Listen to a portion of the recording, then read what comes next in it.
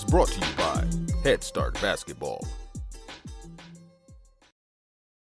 We feel confident that we as a staff can go out and recruit the best players on the floor, and we keep it simple, and we believe that our standard will allow us to play harder than anybody on the floor, and that's set us up for success. Ethan Quinn is entering his 5th season as a men's basketball assistant coach at Denison University in 2025-26. Last season, the Big Red recorded a program record 24 victories, propelling them to their first ever North Coast Athletic Conference regular season title. They finished the season ranked number 18 in the country. Denison earned an automatic bid to the 2025 NCAA Division III Men's Basketball Championships by winning the NCAC tournament. Quinn previously spent 2 seasons as an assistant coach with the men's basketball program at Ohio Dominican University. He has had a unique journey getting into the college basketball world after being a college football player for 4 years at Ohio Dominican, graduating in 2017 with a bachelor's degree in sports management and a minor in coaching. Coaches, the Dr. Dish Basketball semi-annual sale is on right now. This is your shot to get a major discount on one of the best training solutions for your school, training facility, or even your home gym. Equip your team with the technology that's proven to improve shot form, consistency, and confidence. Don't miss this. Head to drdishbasketball.com and get your team ready for the season. Follow their incredible content at Dr. Dish B-Ball on Twitter, Instagram, Facebook, and YouTube. Mention the Hoopheads podcast and save an extra $300 on the Dr. Dish Rebel, All-Star, and CT models. Those are some great deals, Hoopheads. Get your Dr. Dish shooting machine today. Hello, this is Mark Downey, the head men's basketball coach at Arkansas Tech University, and you're listening to the Hoopheads podcast. Coaches, you've got a game plan for your team, but do you have one for your money? That's where Wealth for Coaches comes in. Each week, we'll deliver simple, no-fluff financial tips made just for coaches. Whether you're getting paid for camps, training sessions, or a full season, Wealth for Coaches helps you track it, save it, and grow it. It's time to stop guessing and start building. Subscribe now at wealthforcoaches.beehive.com/subscribe and follow us on Twitter at wealthforcoaches for daily money wins.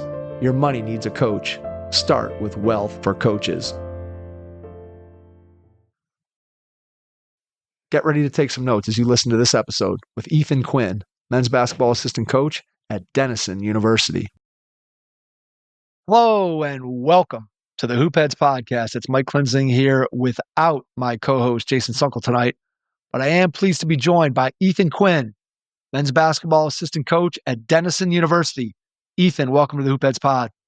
Mike, thank you so much. I've been waiting for this. I'm excited for the opportunity.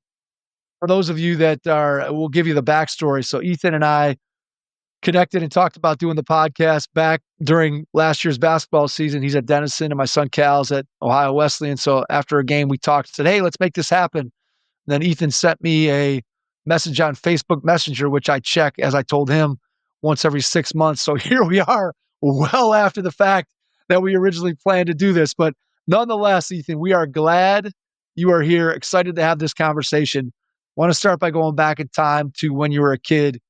Tell me how you got into sports as a kid. Who was an early influence on your sporting career? Yeah, so this story is crazy. It's a little lengthy, so I apologize, but it just gives total context on where I've gotten to at this point. So my dad was a state highway patrolman growing up. His dad was a major, 30 plus years, retired as a major. My uncle was in the patrol. So it's just like the family dynamic, every male in the Quinn family was a state trooper. So what comes with being a state trooper is you're going to move every year and a half, 2 years, whether it's a promotion or a transfer. So I lived in Ohio my entire life growing up, but we moved. It felt like every year and a half, 2 years. And so I say that I never got to play sports growing up because we just moved all the time.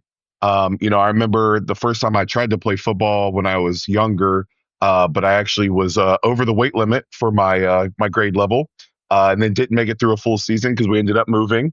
And I never got a chance to actually get settled and really like dive into the youth sports. Like it just never really worked out.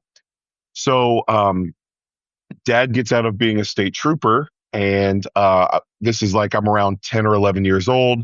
I'm like starting middle school. We moved down to Southern Ohio, where my mom was from. She's from like the Rio Grande area. And so I bring this up because my dad, who played college basketball, had a year of eligibility left. My dad actually went back to the University of Rio Grande and played basketball when he was 35 years old with his last year of eligibility.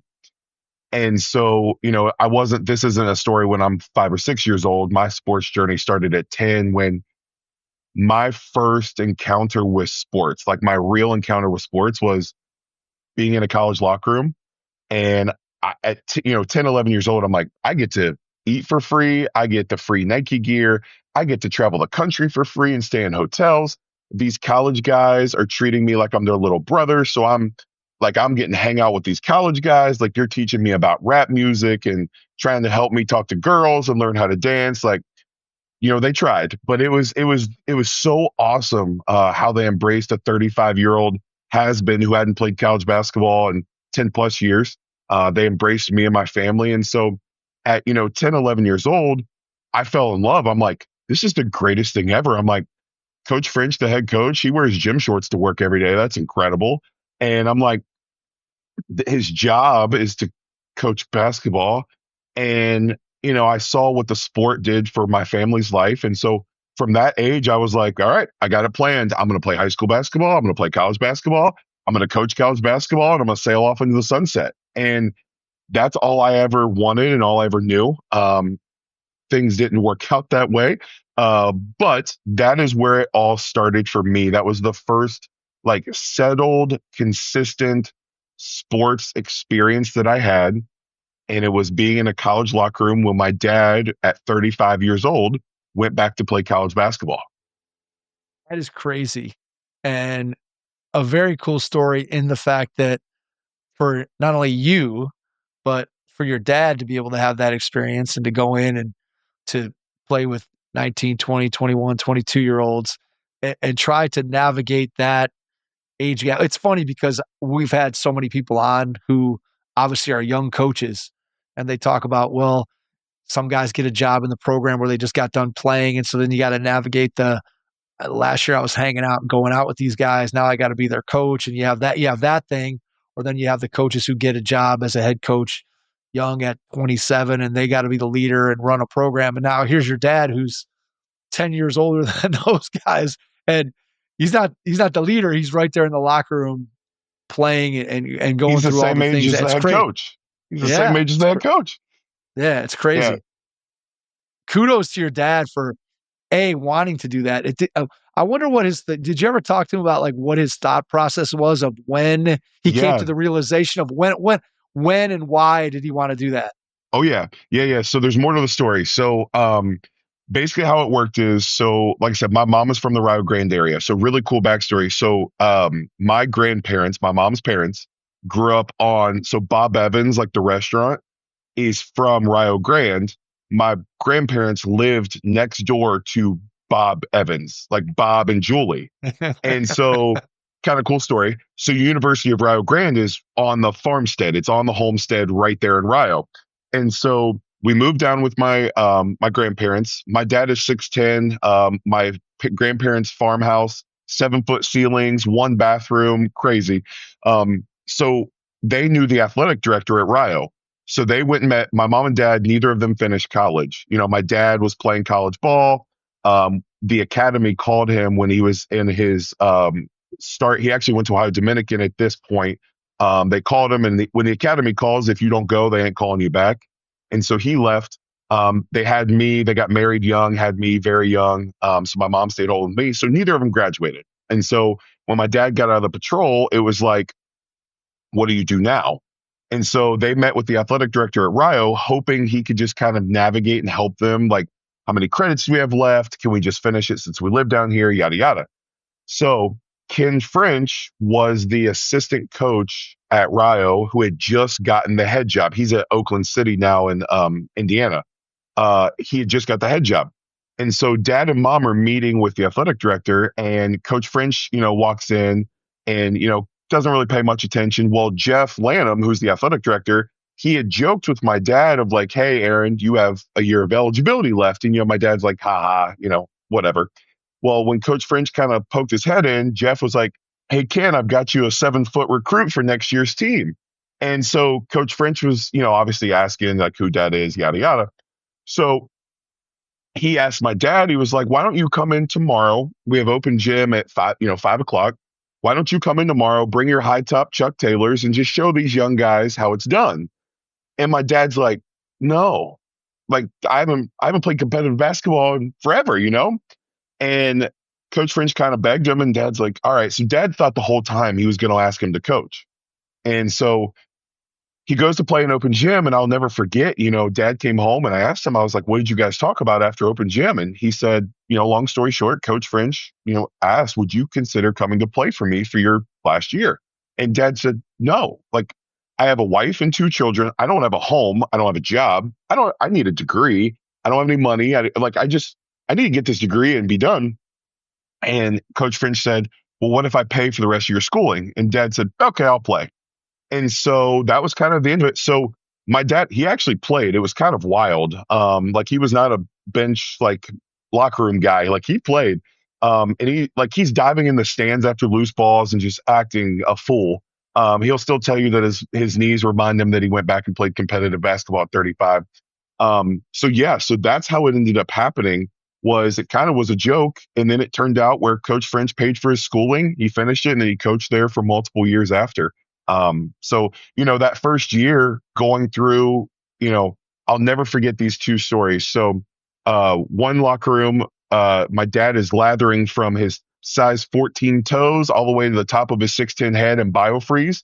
And all these 19 to 22-year-olds are getting smoked out of the locker room from the biofreeze smell. And, just that was super funny. I'll never forget that. And then the other one was, so this was back when the Midwest or the AMC conference was the huge NAIA conference. So all the D2s in Ohio used to be NAIA. So it was that huge power conference. Like all the GMAC schools were all on the NAIA conference. So anyway, they were playing at Finley, and, student sections just let my dad have it. And unfortunate for him, he was not a great free throw shooter. And I know when he watches this, he's going to let me have it about that. He's not a great free throw shooter. And so he's at the free throw line at Finley, and one of the students was like, hey, old man, where's your wife and kids at? And everybody's like, ha ha. Well, I'm sitting on the bench, my mom and my sister in the crowd, and my dad just takes the ball, looks at him, and just points to all of us, and then goes to shoot the free throw.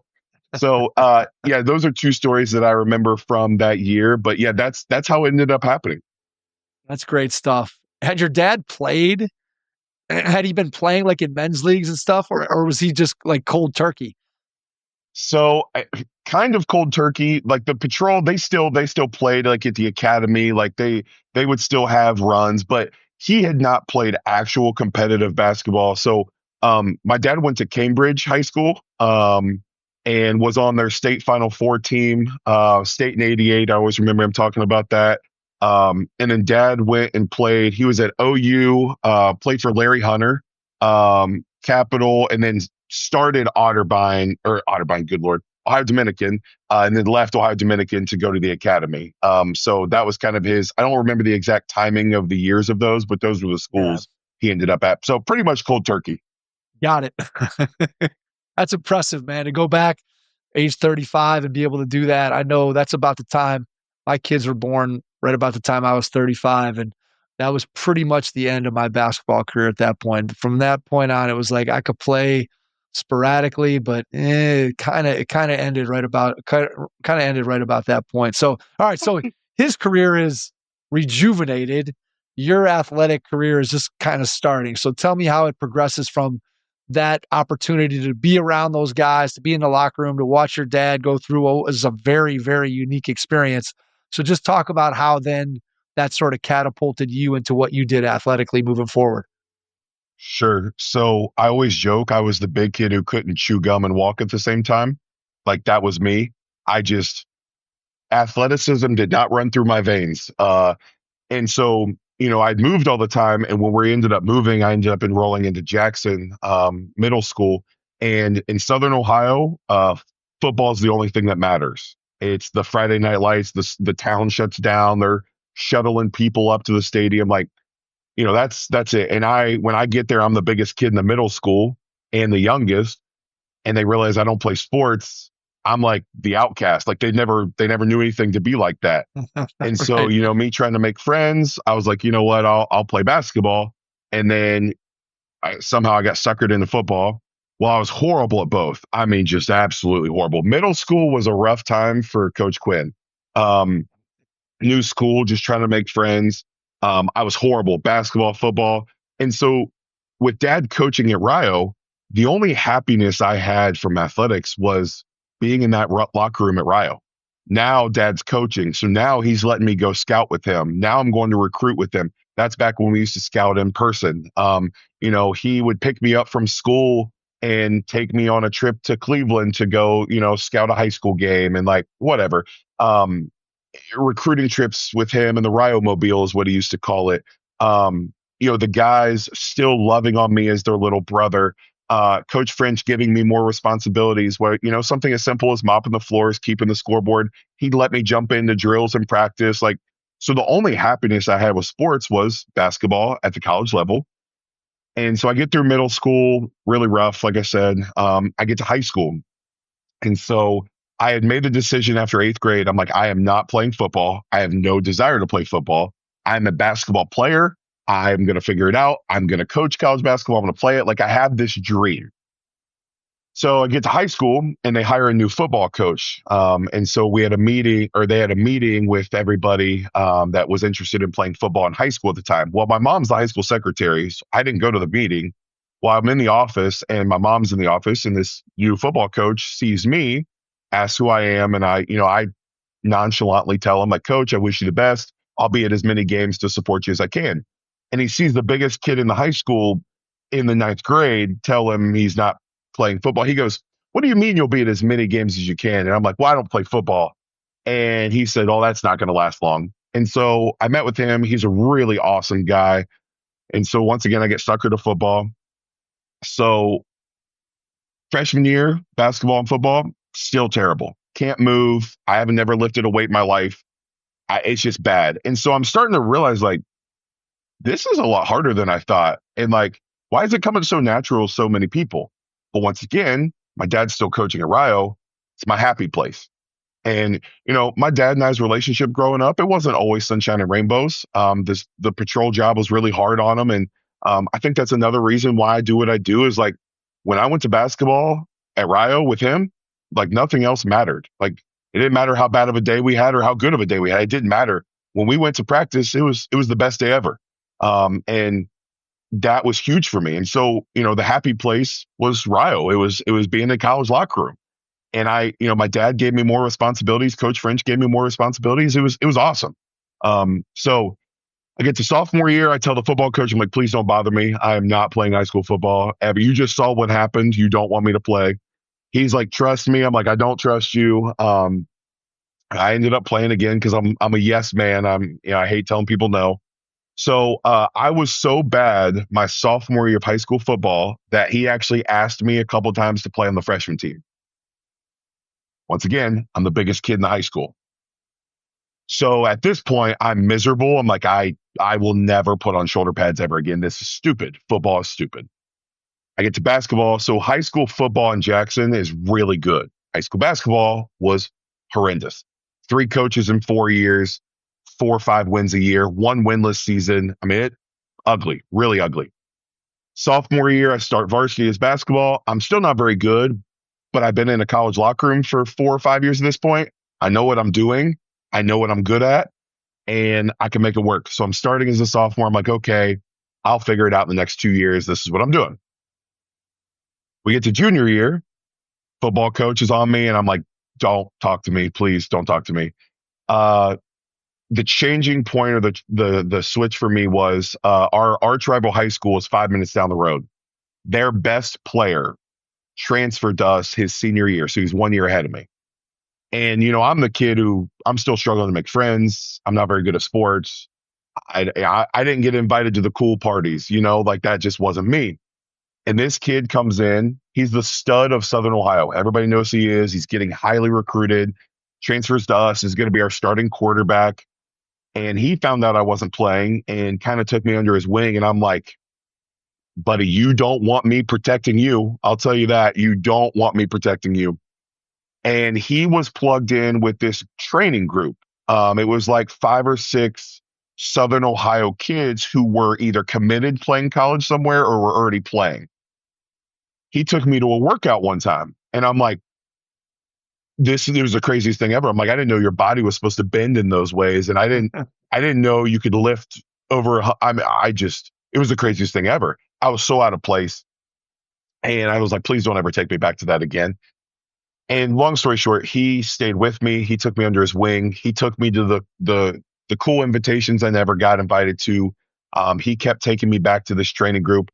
Jason Prater is who ran AP Prep, completely changed my life, the trajectory of my life. Our football coach told me, you don't worry about anything other than getting to those sessions. He said, you don't worry about paying for it. You don't worry about if you're going to miss anything with me. You go to those sessions. You go and you go and you go some more.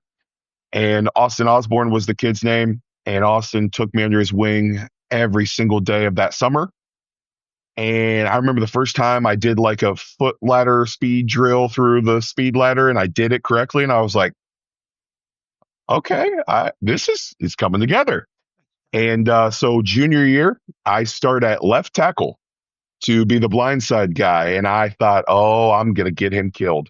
And we went 10-0, won a conference championship, went to the second round of the playoffs. And for the first time in my life, sports outside of Rio, specifically football, was fun. And it kind of clicked. I'm like, oh, I can grab this guy and throw him in the dirt, and that's okay. I'm like, this is kind of fun. Right. And so I figured it out. I still was not very strong, but I at least figured out how to move. I at least figured out how to bend, and football became fun. I was like, this is awesome. So one thing people didn't know about me is Jason Prater, the trainer, every Saturday morning at 8 a.m. after a football Friday night where I barely could wake up in the mornings the next day, he brought me in for a one-on-one session that he didn't have to do every Saturday morning at 8 a.m. at our high school. So after we lost in the second round of the playoffs my junior year, I get up the next morning, I go to train with him, and I'm doing explosions off of a box jump, and I come down on one leg, and you just hear this pop. And I look at him, and he looks at me, and I'm like, that's not good. And I try to put weight on, and I just drop to the floor.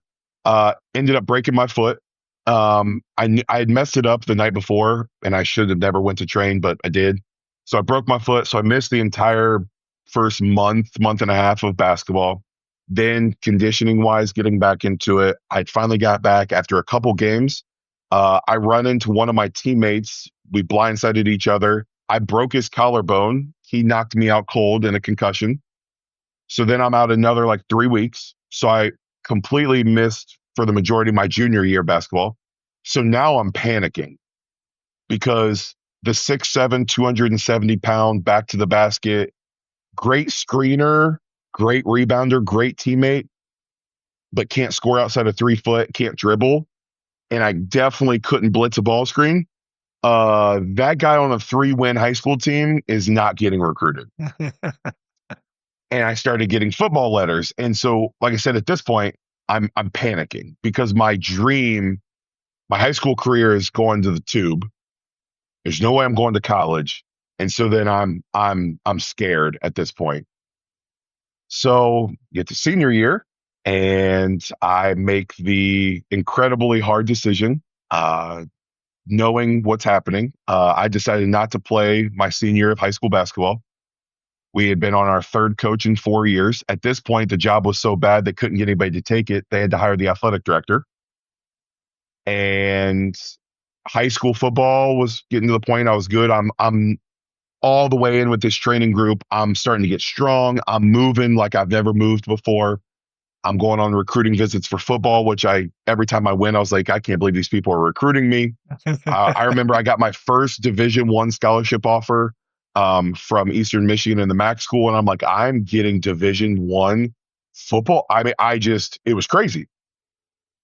So senior year, I'm dominating in Southern Ohio. Like, I think I remember my senior year of high school highlight film. It was just pancakes. The entire thing was just pancakes.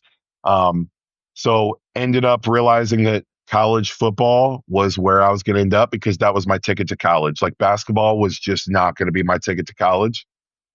And so from that moment on, I dove completely into football, knowing I was going to have to sacrifice and work really hard to get into college basketball. And so going through the recruiting process, thought I was going to end up at Eastern Michigan. They had a coaching change really late. I didn't want to go play for Joe Schmo, who didn't know me. I didn't know him. And so after everything, I ended up at Ohio Dominican from 2013 to 2017, playing 4 years there. I mean, it's an incredible story, first of all. And when you think about just your development as an athlete, but also kind of between the lines is your development just from a confidence standpoint and a self-esteem and believing in yourself. Sounds like that was part of the transformation, not just the physical transformation of what you did, but also just the ability to believe in yourself, on the football field. Was there ever a thought during your time on the football field that coaching football was a possibility? Because obviously there's coaching basketball, there's coaching football, but they're both coaching, and you're still able to have an impact on young people regardless of which sport you choose.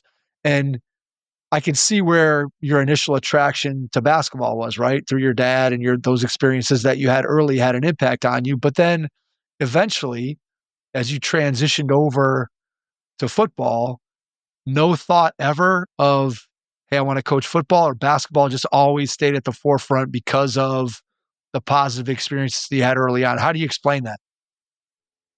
Yeah, so the answer to that is never. I've never, ever had a desire to coach football. I will say I love football.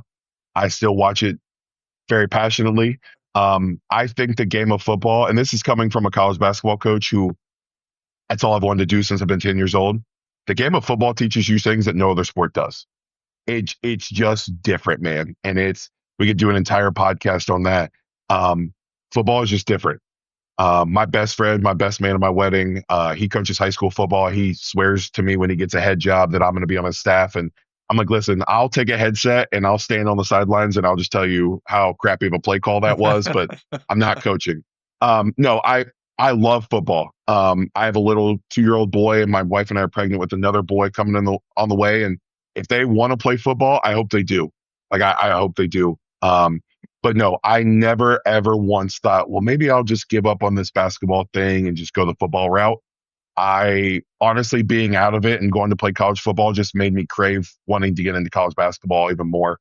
And at that point, I honestly was willing to do literally whatever it took.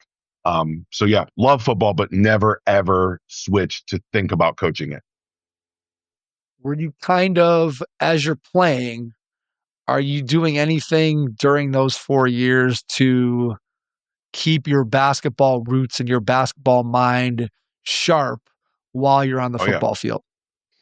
Yeah. So I remember when I talked to my dad, had the original conversation my senior year of high school with my dad.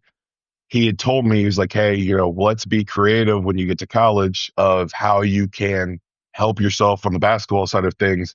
So that way, when you graduate, there's at least something there that you're just not coming from the ground up. And I remember he recommended to me, why don't you officiate?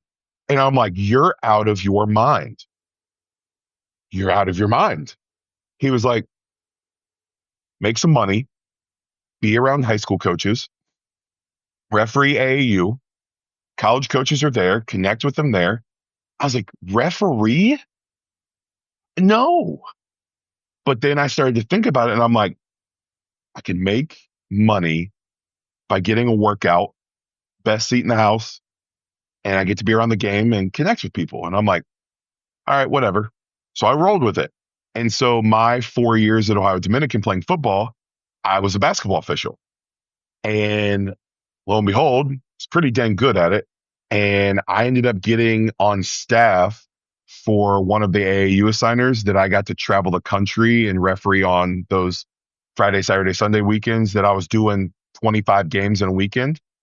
Um, and that completely changed things because now I'm in front of a lot of college coaches. And so I refereed high school games. I connected with all these high school coaches. I'm a referee going up to anywhere from John Beeline at Michigan at the time to Chris Sullivan or Bob Galoney at Denison at the time, and saying to both of them, "Hey, my name's Ethan Quinn. I'm from Columbus, Ohio. This sounds kind of crazy, but I'm going to be a college basketball coach one day, and just want to introduce myself to you." And that was it, because I just had no idea what was going to do for me. So obviously, being at the scholarship level, it's literally your full-time job being an athlete. So I didn't have a chance to do much else. But yes, I officiated basketball. Another, again, very interesting route. And it totally makes sense based on your circumstance.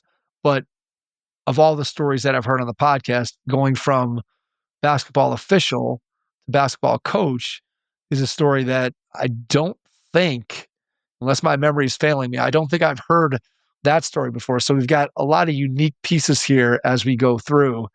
Did you have any conversations with the basketball staff at Ohio Dominican while you were there, just in terms of talking to them or picking their brain, anything kind of leading up to graduation? Yeah, so I always have to brag that I am a two-time intramural champion at Ohio Dominican. My first year, we actually won with 6 offensive linemen and 2 quarterbacks. So I always have to bring that one up. It's funny, we talked before the podcast about how small the basketball world is, and things always come full circle. So a little bit of backstory. So Dan Evans was the head coach at Ohio Dominican at the time. He's at North Georgia now. Kelly Winter was his assistant coach. I knew Kelly and Dan, just from Ohio Dominican, such a small campus anyway. They knew I loved basketball. They knew I wanted to coach one day, but that was about it. So 2 years post grad at Ohio Dominican, Dan leaves ODU to take the North Georgia job. So this kind of transitions into how I get into coaching. There's a little bit more to the story I'm happy to share, but after 2 opportunities that I had that I thought were going to work out, they both fell through, and I was thinking literally my dream is over. Dan left, and I hit Kelly up and I said, "Hey, are you going to apply for the job?" He said, "Yes." I'm like, "Okay, cool." He ended up getting it. And so I hit him back up and I said, "Hey, I know you've got a lot to process. I'd love to just come meet with you at some point in the next couple of weeks. I'm still in the Columbus area. I would love to meet with you." So I go in his office. His 2 assistants are already there. His staff is full. And I just told him, I said, "Hey, I am ready. This is what I want to do. You don't have to pay me a penny. I will wash the laundry. I will do whatever dirty work you don't want to do. I will go get your lunch. I don't care. See, but the one thing and the reason you want to hire me is I just graduated from here 2 years ago. I could talk to anybody, and I will tell these student athletes legit, tangible, data on what it was like to be a student athlete here." And I was like, "That's valuable to you. And I'm willing to do it for free." And obviously, as a new head coach, you get a guy who's willing to do whatever you need for free. And I was just there. Obviously, he's going to take me up on that offer. So that's how I got into coaching. Was I told Kelly, I was like, I'll do whatever. You don't have to pay me a penny. I'll do it. And so I jumped in there and kind of took off from there. But yeah, so that's how the mutual connection got me the job. Was Kelly knew that I was interested, and then I offered to do it for free, and nobody's gonna turn down getting their laundry done for free. In the midst of doing the laundry for free, how much access did you get to be able to sit in on meetings and to be, even though you're obviously not paid and you're volunteering and you're doing some of those tasks that maybe other coaches don't necessarily want to do, and somebody who's going to do it for free, they're always willing, as you said, to take that on. But how much did you get to go and sit in on meetings and sit in on things that sort of whet your appetite for what it was like to be a college basketball coach? Yeah, so I was really lucky. Kelly allowed me to be a part of as much as I wanted to be a part of. He didn't allow me to do certain things right away. Obviously, it was my first, time doing it. But I was lucky. He allowed me to recruit, go on trips. He allowed me to help with scouts and film and player workouts and recruit workouts. And so one part of the story that's super cool, you hear, especially in small college, coaches, starting literally from the ground up and sleeping on couches and, all the stuff, just making ends meet. Um, so at this point, I don't have a job, and I was substitute teaching at the time. But then I realized when I took this job, I'm like, I'm substitute teaching. I'm in the school from 8 to 3:30. I'm gonna miss everything, and I'm like, I have to learn and I have to be there. And so I remember walking with Coach Fairhurst, the head assistant at the time, to the dining hall. There was a career fair going on, and the new outlet mall that had just been built in Sunbury, just northern of Columbus, there was a Nike outlet up there, and I saw their like posting on this job fair that they had like, I can't remember how it was worded, but like 24-hour like shifts or whatever. And it just like clicked with me. I was like, I wonder what that's about. So I talked to the manager, and he said they have one of the shifts they had was from arrive at 4:30 a.m., but the shift was basically 5 a.m. to 9 a.m. The store opened at 9 a.m. And this shift was being there to get stuff off the trucks, all the boxes off the trucks, and then getting all of the clothes in, hanging up on the hangers, putting those little freaking bead pieces on there, organizing the shoes and getting the store prepped for its open. And I was like, all right, well, that sounds terrible to get up that early. But then I'm like, if I get off work at 9 a.m., all I need is enough money to pay my rent. That's all I need. I was like, I'll eat peanut butter every day. I don't care. Like, I just need to pay my rent, to keep a roof over my head. I was like 4:30 to 9. I'm in the office by 9:45. I'm like, okay. So I got a job at Nike. I worked 3 to 4 mornings a week. And then I worked from 4:30 all the way to when the store closed at 6 p.m. on Sundays to make some extra money. But I get in the office at 9:45, 10 a.m. and I learned. I sat in meetings. I took phone calls. I ran workouts. Like, I just learned. I soaked it all up. I asked questions, and I was not very good, but I gave it my best. And we'd be in practice, and Kelly would be like, "Hey, can you head to Shaker Heights tonight in Cleveland to go watch Joe Smoke?" Yeah, absolutely. I get in my car. I go 7:30 tip. Game's over at 9:30. I get home at midnight. That alarm's going off at 3:30, 3:45 the next morning to go to Nike. And it was horrible, but I didn't have a choice. And I'm like, I have to do this. And it was so worth it. So I did that for a year. And then when I realized something's going to fail me if I don't do something different. So I was really lucky. I ended up getting plugged in with a remote sales job that I did completely from the office. The owner of the company knew I coached. He supported it. And so then that second year at Ohio Dominican, I got to do the remote sales job, actually had a full-time income, did it for free again. And then the pandemic happened and everybody's job got cut. And that's kind of how I transitioned to Denison. But yeah, Kelly was really good to me to let me in those spaces that, I hadn't really earned yet, but he allowed me to do that. And that's really how I learned so much. What's the most valuable thing or two that you learned during that experience at Ohio Dominican that you took with you to Denison that you still feel like is impacting who you are as a coach right now? I'm tougher than anything I tell myself. I can do more than I tell myself. I can give more. I can do more. I can last longer. Like, I'm tougher than any of my excuses. I can do anything. I'm tougher than any of my excuses. Second thing is, the players are what matters. The people is what matters. Like, take X's and O's out of it. Take wins and losses out of it. All of those are important, obviously. Like, I want to win. I want to win. I want to compete for championships. I want to win. I am the competitive person. But like, the players and the people behind those players, like, that's what matters. That is why I do what I do. I have a special bond with the college age kid. I just have to remind myself in those moments at Ohio Dominican, we weren't very good. Kelly's a young head coach. He's got a lot to figure out.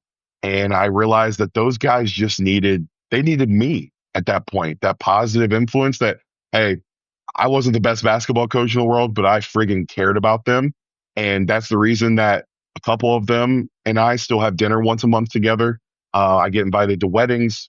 They're calling me for advice and things that, have lasted when I wasn't a great basketball coach, but I showed them genuinely what they meant to me and that they mattered. So I can accomplish anything. I'm stronger than any of my excuses, and the people and those players is what matters. So taking those lessons from Ohio Dominican to Denison, how does that opportunity come to you? Yeah. So once again, basketball world's small, right? So we finished my second season at Ohio Dominican. It's one of those things that I knew towards the end of the season. I'm like, it's time for me to leave. It was the best thing that could have happened to me to go there. And I'll always be grateful for that opportunity. But some things were just moving in a direction that I wasn't ready to be a part of or willing to be a part of anymore. And that's okay. But I got to the point I was like, I don't know what's ahead for me here. I was engaged at the time. But I was like, I need to leave. I need to leave. And so I resigned after the season in April of 2020, 2021, 2021, 20, I can't remember, April, the pandemic. And when I left there, so Chris Sullivan took over for Bob Galini, or Galoni, sorry, at Denison. And his assistant that he hired was Devin Price, who was at Bluffton, who played for my dad at Rio. So Sully hired him, and then Stu Hartenstein was at Denison for a long time, Bob's assistant. So it was Stu and Dev, and then Sully. Well, Dev and I had reconnected with him being at Bluffton, us out coaching. Well, when I left Ohio Dominican, he called me and he was like, "What are you about to do?" And I said, "Unfortunately, I think I'm about to coach high school basketball." And that sounds terrible. But there were no college opportunities open. Nobody was going to take a 2-year volunteer from a bad Division II at that point. And my fiance wife did not want to relocate. She had a great teaching and coaching job. So I was kind of stuck. And Dev was like, "Well, what about Denison?" And I'm like, "Well, Dev, I know literally nothing about Division III. I definitely don't know anything about the high academic space. It's by the miracle and the grace of God that I graduated high school and college." I was like, "I know nothing about that space." And he said, "Well, our head coach is wanting to add a spot on staff to specifically like target recruiting. And I've already told him that you are the guy for the job." I'm like, "Well, shame on you for telling him that." And I said, "Dev, I don't know, man. I don't know." He said, "Do you want to coach college basketball or not?" And I was like, "I do." And he just looked at me. I'm like, "Okay, I'm in." So had a Zoom interview with Sully. He offered me the job on the spot. I didn't know how much I was getting paid. I didn't know what my role was going to be. I didn't talk to Haley. I didn't tell her anything. I told Sully, I said, "Yep, I'm in. When do I start? How do I get to Denison?" And so from there, Stu had to leave the middle of my first season for some health issues he was battling. So I go from figuring out where Denison is, what the high academic space is, what Division III looks like. And my job was to just figure that stuff out and help recruiting. To Stu left and Sully goes, "Hey, you and Deb want to split all scouts, all film, all court instruction. I trust him and I trust you." Okay. So then I rolled with it and been there since. And, just this past year, I got promoted to the full-time assistant. Dev ended up going to the Ivy League to be the operations guy at Brown. And Sully told me there was no one he could imagine taking that spot. And I got my first ever full-time spot. Nice to get a real paycheck, huh? Man, I never thought it would happen. But after working so many jobs every year, this is a nice change of pace. All right. So talk to me a little bit about how the role changes when you go from being a part-time to a full-time. Clearly, obviously, the money's a piece of it, but just talk about the day-to-day role of what you do, how those responsibilities changed. Got it. So the transition from like the part-time to full-time, to be honest with you, it wasn't a terrible transition because Sully really allowed me to do everything. Dev and I worked really well together. I joke all the time. Dev and I went to war together. We did everything together. Scouts, film, on-court instruction, recruiting. I mean, we did everything together. Sully sometimes as the part-time had to tell me like, "Hey, a lot of part-times don't typically go out and recruit, or they don't typically do what you're doing." And I'm like, "Well, that's weird because I don't know why you wouldn't. I don't know why you wouldn't want to do these things. I don't know." And I was like, hey, all I want to do is win, so I'm going to do it. And so the transition to full time, it was honestly not hard. Attending staff meetings, that's not been my most favorite thing in the world, but that's okay. And then just getting to spend more one-on-one time with Sully, that has been really, really special for me. But from an actual coaching standpoint, the transition for me was not hard because I was really lucky that Sully kind of gave me free reign to jump in. And I think I gained his trust and his respect. And then I kind of just kept moving forward. Let's talk about the program at Denison as a whole. You and I were talking a little bit before, and for people who don't necessarily know the history of the program, you were talking about how 5 years ago, program wins 5 games, and you guys have obviously turned it around. You win 24 games last year. You win the league. What's been the key? What has allowed you guys to revitalize and get the program to where it is? What have been the key components to that success?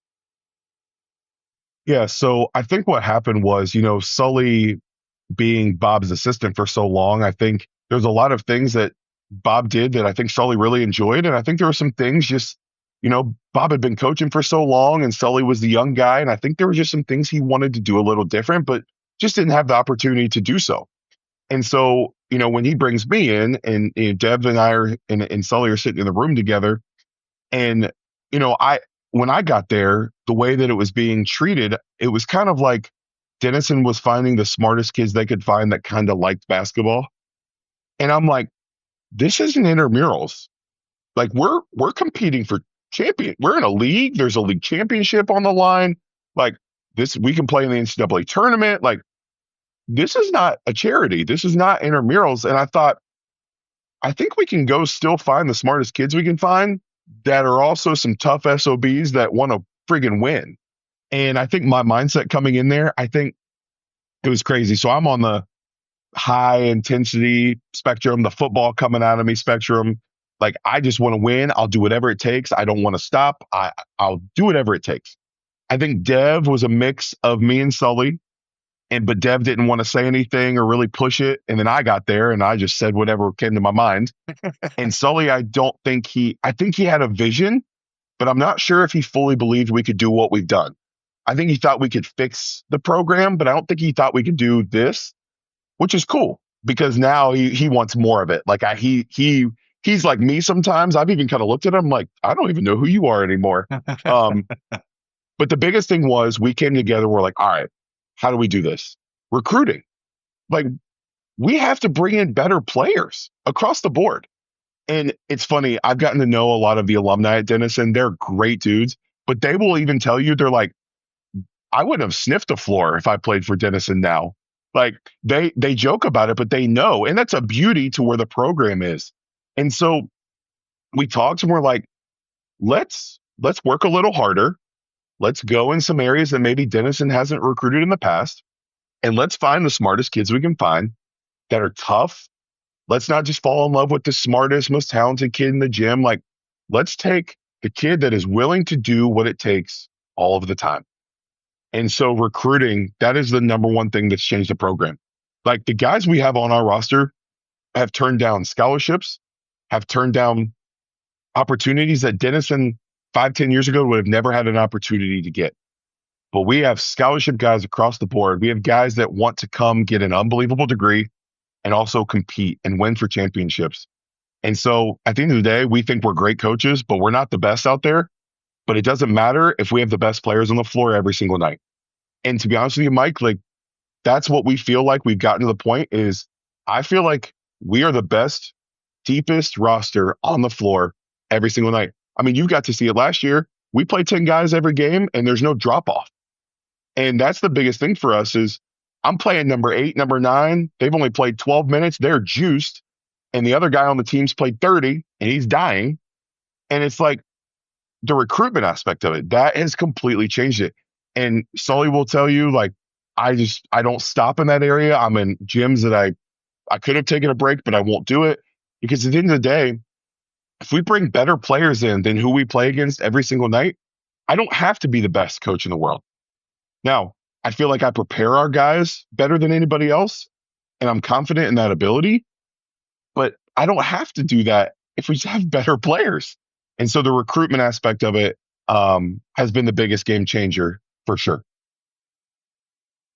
So where does that list start? When you start putting together the list of guys that you want to recruit, where does that start? What's the process at the very beginning? How does the funnel begin? And then you guys begin to narrow it down into guys who are going to fit into your culture and what you want to do.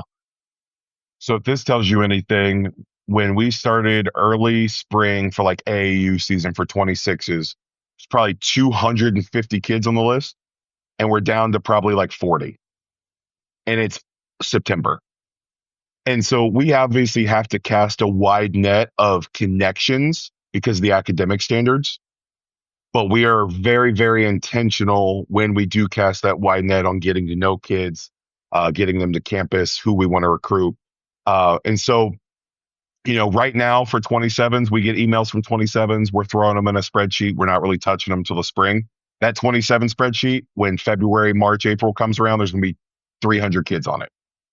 But now we've gotten to the point that the 40 dudes on that list, we've either already offered or we're going to offer, or they're that next tier kid where, hey, if we shoot, a couple of those shooting for the stars kids that we probably shouldn't get, but we're going to sure as heck try. If we strike out on those kids, that second tier list, we're diving right into you. We're ready to go with you. Like you're next up. And so, it comes through a lot of intentionality on getting to know the kids. I'm in gyms a lot. Sully's in gyms a lot. Like we're really evaluating kids. In that toughness aspect, like when I say smartest kids we can find that are some tough SOBs, like I mean that. Like our guys play hard. They are gritty. They are tough. They will get after you for 40 minutes. And so we find that by going to watch them and having conversations, asking their high school coaches, like what is their coaching? Like how are they able to get coached? How do they handle it? How do their parents handle it? We're asking hard questions.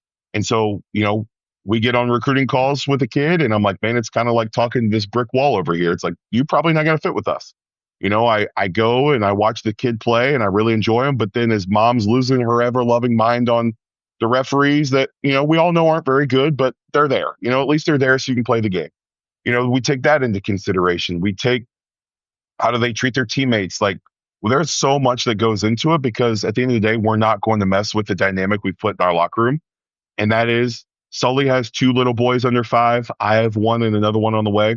We got to be able to trust our boys to be able to be in the locker room with our guys, not have to worry about anything. Our guys enjoy college. They have a great experience. I don't worry about my phone ringing at 3 a.m. on a Saturday. So we have to be very intentional in that. And that's how we go from 250 kids in April to 40 right now. What do you think about the evaluation process, AAU versus high school, in terms of watching a player in those two different environments? Do you use one environment for one purpose and one for another, or is it just all kind of thrown into this is all part of the evaluation process? It's all part of the evaluation process, but there's different phases. There's different levels to it, right? I'm coming to watch AAU to figure out who the heck you are. Like I'm taking the entire spring and honestly some of the summer to just figure out who you are if you're actually someone we want to recruit. I'm using the high school. If I come to your high school games, I'm actively recruiting you. Right. Like that's how we do things is if I come to your high school games, I'm actively recruiting you. You've probably already been on campus. We've probably already offered you. Like that's where we stand. But AAU is super beneficial. But you also know this, Mike, because you've been around so long and just the experience with Cal. Like there were kids, I'm sure, on Cal's team playing with Mac that looked way different playing with Mac than they did in high school. Absolutely. Like, this. We'll watch kids April and May, and then they go to June with their high school team, and it's like it's not even the same kid. And that's a very interesting part of our jobs to evaluate. It's like, okay, who is the kid actually? Who is he? Is it the high school kid or is it the AAU kid? I mean, there's a kid, obviously I won't give too many details, but there's a kid from the Cincinnati area that I saw him with his AAU team in the spring. I'd seen all the hype about him, saw him in his AAU team in the spring. I'm like, this kid's not very good. I'm like, there's no way he's good enough to play for us. Same with his high school team at Midwest Live at Cedar Point. And I'm like, oh, I might be an idiot. I'm not very good at my job. This kid's cooking, killing people. And I'm like, okay, all right. I go watch them in July. AAU, terrible. And I'm like, man, okay. Is it the situation? Yeah. Is it the AAU coach? Is it he's only able to push through specific environments? Like I've had to have those honest conversations, and honestly, we've made those decisions, and sometimes it's worked, sometimes it's not worked because you make the wrong evaluation. But it's all encompassing. It all matters. But I would say the easiest way to relate to you is AAU. I'm trying to figure out who the heck you are and if I actually want to recruit you. And then if I'm coming to your high school games, I'm actively pursuing you. We want you to come to Denison. That makes sense. I mean, I think that's the experience that I was able to see. And it's interesting because I remember, Ethan, back, let's say 10 years ago, right as my kids were kind of getting into the travel basketball, young upper elementary school, and having a conversation with somebody that, hey, AAU basketball from a recruiting standpoint of being noticed is more important than high school basketball. And of course, I'm an old guy, so my experience, my lens, it is through that. And so at the time, I remember going, "You're crazy! Like there is no way that AAU basketball is more important in recruiting or is ever going to be more important in recruiting than high school basketball." And I can still remember the conversation as clear as day. And I just walked away from it being like, "This guy's an idiot. Like this is like what's he even talking about? Like there's no possible way." And then and going through it with Cal and just having the experience of the AAU and playing on a team that had a bunch of good players and played the right way and was coached by somebody who knew what they were doing and ran it like a real team and all the things that went into allowing somebody to be able to see not just my own son, but all the kids on that team in the context of what they could be playing with other really good players, but also playing not just rolling the ball out and going down and one guy gets the ball and it's one-on-one. It's we're playing as a team.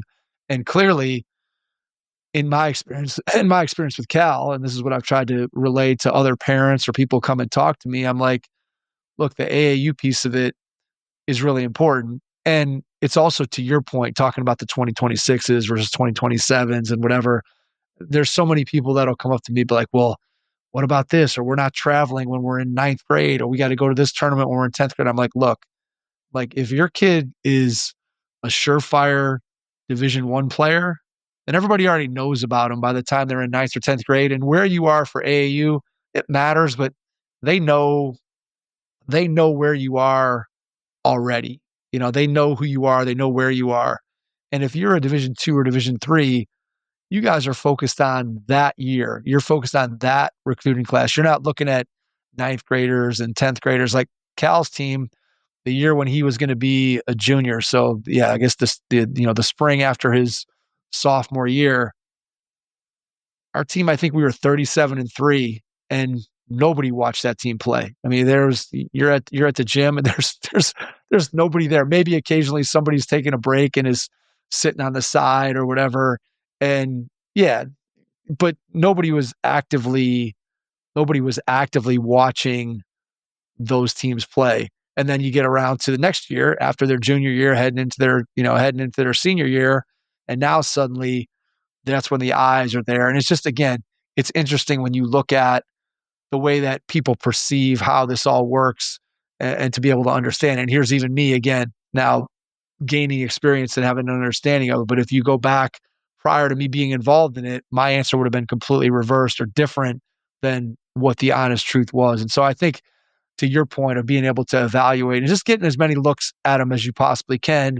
And then for you guys, obviously the high academic piece of it acts as a filter, right? It helps to be able to, hey, we know there's a level of kid that we're trying to get to be able to win and have the success that you guys have had. And yet at the same time, there's this academic piece that, okay, well, here's this kid. We think he could play here, but unfortunately, the grades and the things that need to be in place aren't there.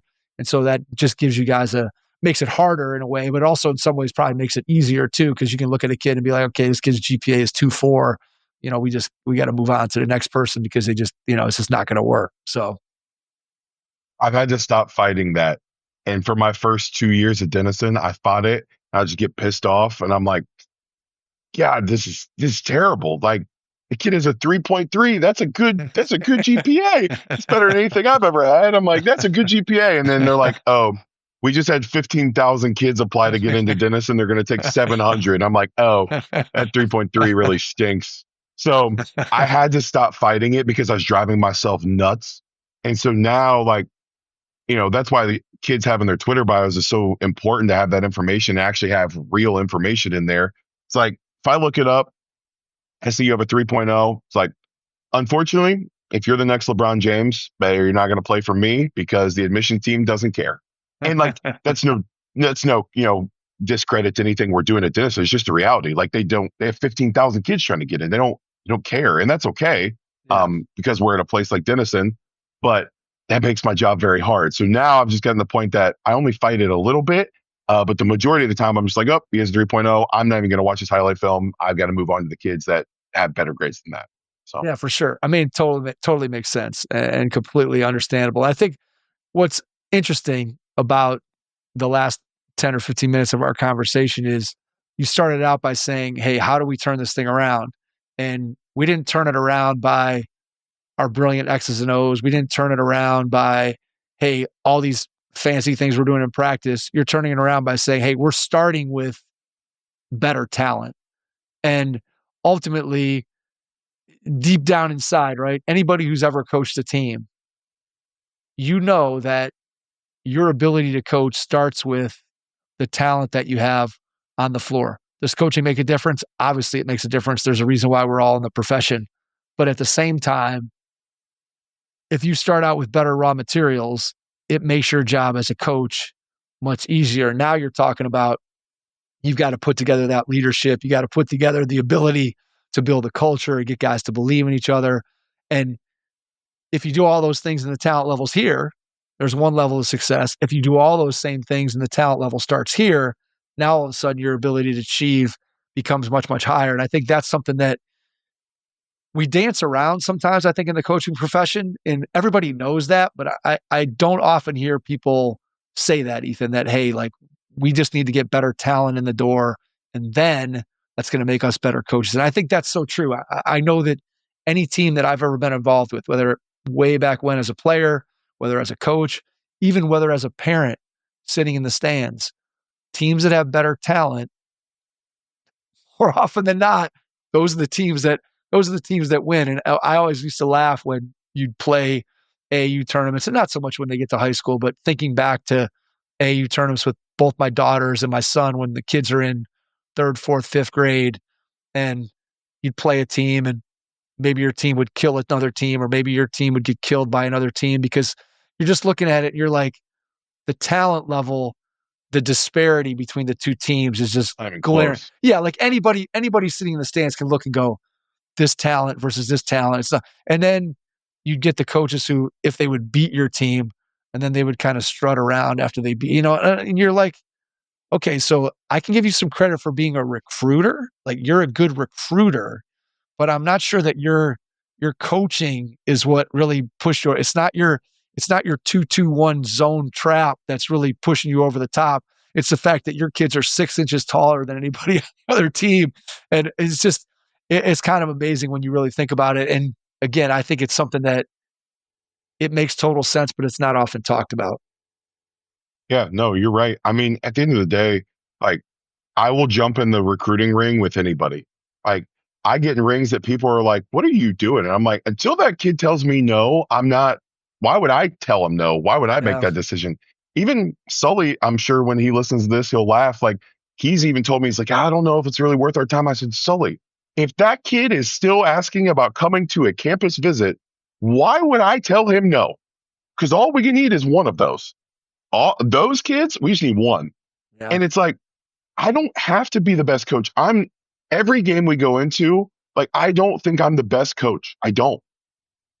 But I am confidently believing in myself that I can out-recruit you. And, like, I'm just confident in that ability and what we have to offer myself. Like, there's no shame in that. I love getting in recruiting battles. Like, Vogel and I talk smack to each other all the time. I'm like, hey, don't talk to him, because we end up at the same games anyway. Right, for sure. There's another assistant in the conference that called me today on my way home. He saw there was a kid we had on campus the other day, and he called me and he was like, hey, he's coming next week. Do you have anything you want to give me about him? I was like, yeah, he's kind of a loser kid, like kind of a bad attitude. Mom was nuts. You don't want to deal with it. And like we laughed about it and joked. And then he was like, you think you guys are going to get him? And I was like, yeah, absolutely, I do. So like I love going to gyms and seeing 4 other coaches that I know, and we just smile at each other, and it's like it's fun. And you have to have that ability and that confidence to be like, I can get that kid. I can get that kid. And like I said, I don't think I'm the best coach in the world. And Sully and I talk all the time. We're like, let's not overcomplicate this. It might just be, you for tangible for you for last year. Throwing Ricky Radke the ball in the post. Let's not make it harder than it has to be. Let's throw the all-region 1,000-point scorer he shot 70% around the rim. Let's throw him the basketball. And then, let's let our 1,000-point scorer, all-league player, point guard, let's just go send him a ball screen. Let's not make it harder than it has to be. And so we've really, quote unquote, dumbed things down where we tell each other that all the time. We'll be in practice trying to do some stuff, and he'll look at me. He's like, let's not make this harder than it needs to be. And so it's kind of a running joke that we have, but it's like we feel confident that we as a staff can go out and recruit the best players on the floor, and we keep it simple. And we believe that our standard will allow us to play harder than anybody on the floor. And that's set us up for success. And like I said, it's a fun competition when you get in these recruiting battles that, you might not be in. And, in the past, people never had to worry about losing a kid to Denison. But that's been fun. Like Sully and I have just been diving into that. And it's been a really, really fun challenge. Well, here's the thing too, right? It's competitive. When you talk about the recruiting process, it's competitive. And then you're looking for competitive kids. Then you bring that into your program. And so now you're taking kids who have talent and you're taking kids who are competitive. And you're just putting them in this environment where, as you said, you guys are going to play hard for 40 minutes.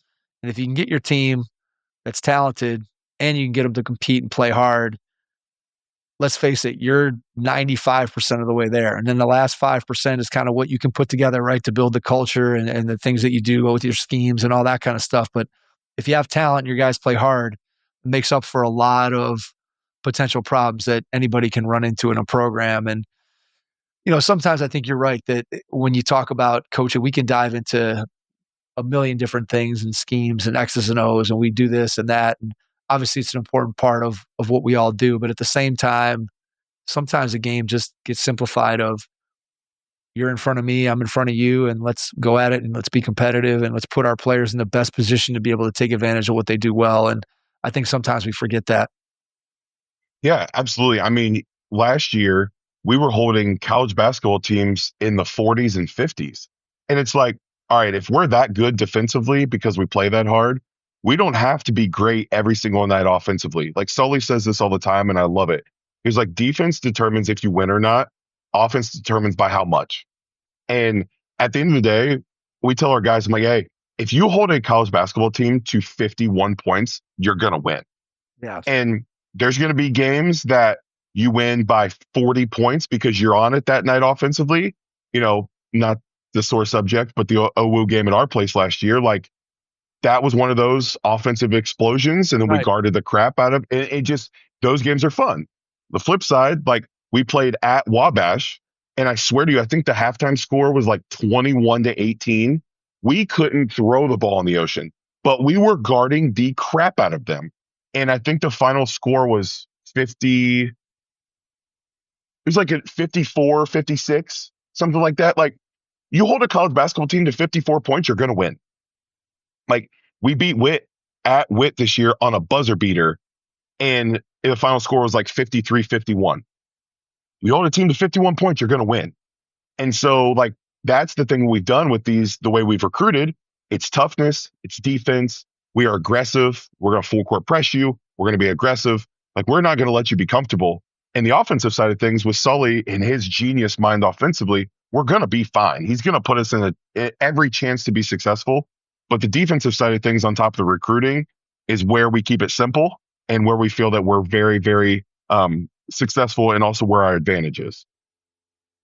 Yeah, no doubt. I mean, I think, again, just watching you guys play and seeing all 3 of the games last year that you guys played with my son's team at OWU. I mean, again, the first game was just a barrage, a close game at halftime, and then a barrage from there. And then the last 2 games were were pretty hard fought on both sides of both sides of Crazy. those games. Could have easily gone Coin flip. flipped the Coin flip. could have easily flipped the other way. A couple plays go here and there, but again, it's a testament to just, again, if you keep competing, right? If you keep competing, sometimes the breaks go your way, sometimes they don't, but you put yourself in a position to be able to have success, and you guys have certainly been able to do that. All right, I want to ask you one final two-part question, Ethan. So, part one, when you look ahead over the next year or two, what do you see as being your biggest challenge?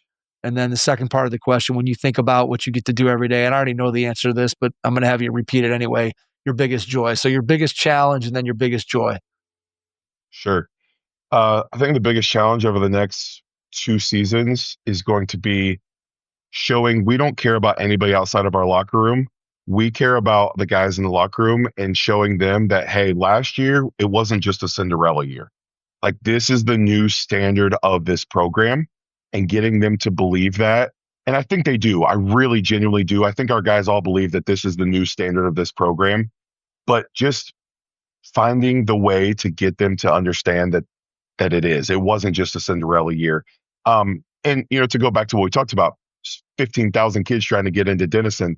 And so it's only going to get harder. The cost of school is getting more and more. Like, there's challenges just getting recruits to be able to come to Denison.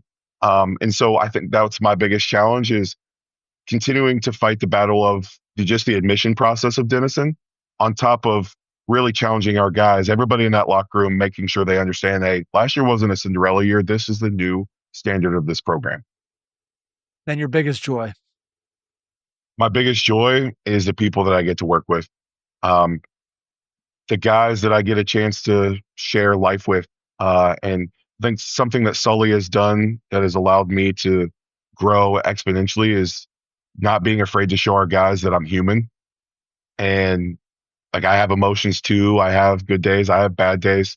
And so I get to express to them times that I'm feeling really good. There's other times, hey guys, I'm struggling right now, but I'm here for you and I've got your best interest. And my biggest joy is being around the guys, obviously living out the childhood dream that I never thought I'd finally get to. But it's the players, it's the people. They bring me the greatest joy in this profession. All right, before we wrap up, I want to give you a chance to share. How can people connect with you, find out more about the program, share emails, social media, whatever you feel comfortable with? And then after you do that, I will jump back in and wrap things up. Sure. Twitter is probably the easiest way. Follow DMs. I check those pretty frequently. Email is quinn@denison.edu. You can find that on the website. So yeah, email or Twitter. Instagram is fine as well, but Twitter DMs or email would be the best way to contact me. Awesome. Ethan, cannot thank you enough for taking the time out of your schedule tonight. Really appreciate it. Looking forward to catching up with you this winter at a couple games, both home and away.